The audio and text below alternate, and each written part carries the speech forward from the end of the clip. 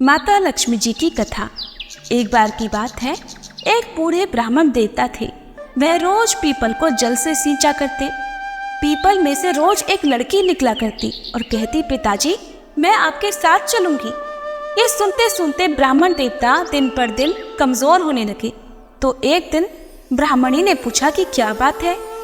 बूढ़े ब्राह्मण ने कहा कि पीपल से एक लड़की निकलती है और कहती है कि वो भी मेरे साथ चलेगी। ब्राह्मणी बोली कि तो ठीक है, कल ले आना उस लड़की को। जहाँ 6 लड़कियां पहले से ही हमारे घर में है, वहाँ 7वीं लड़की और सही। और फिर अगले दिन बूढ़े ब्राह्मण देवता उस लड़की को अपने घर पर ले आए। घर लाने के बाद वह ब्राह्मण देवता गांव में आटा मांगने गए तो उन्हें पहले दिनों की अपेक्षा आज ज्यादा आटा मिला। जब ब्राह्मणी वह आटा छानने लगी तो लड़की ने कहा कि लाइए माँ जी, मैं आटा छान देती हूँ। जब वह लड़की आटा छानने बैठी तो परात भर गई।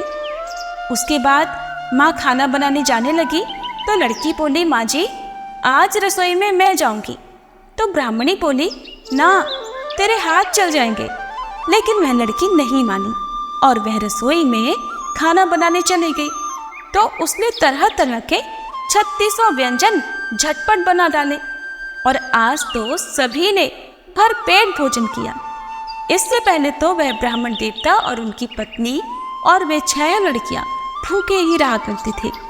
रात हुई तो ब्राह्मणी का भाई आया और कहने लगा कि दीदी मैं तो भोजन करूंगा।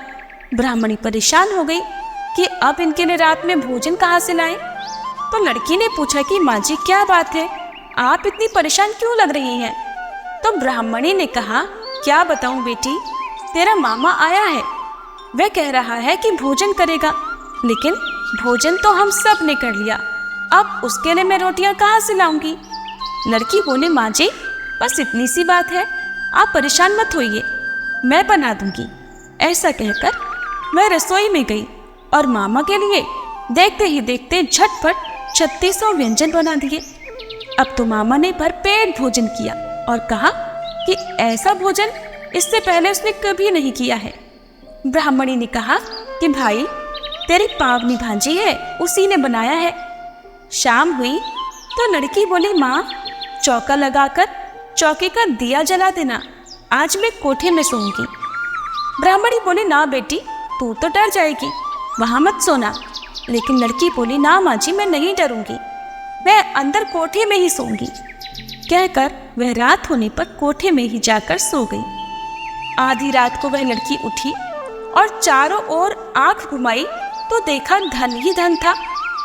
इसके बाद वह कोठे से बाहर जाने लगी तो वह ब्राह्मण देवता सो रहे थे। उन्होंने उसे जाते देखा तो पूछने लगे, बेटी आधी रात को तू कहाँ चली।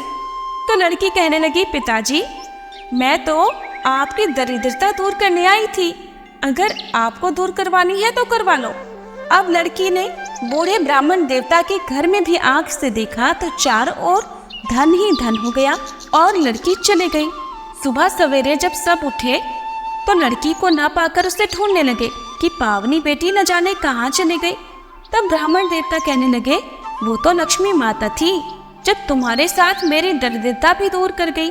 हे लक्ष्मी माता, जैसे आपने उनकी दरिद्रता दूर करी वैसे ही सबकी करना।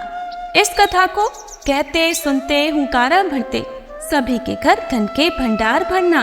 प्रेम से बोलिए लक्ष्मी माता की जय।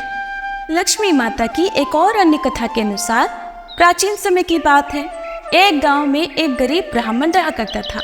वह नियमित रूप से श्री विष्णु भगवान का पूजन करता था।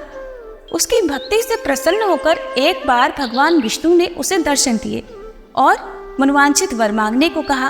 तब ब्राह्मण ने लक्ष्मी जी का निवास अपने घर में हो ऐसी इच्छा प्रकट की, जिसे सुनकर भगवान विष्णु ने लक्ष्मी जी की प्राप्ति का मार्ग सरल ब्राह्मण देवता को बता दिया।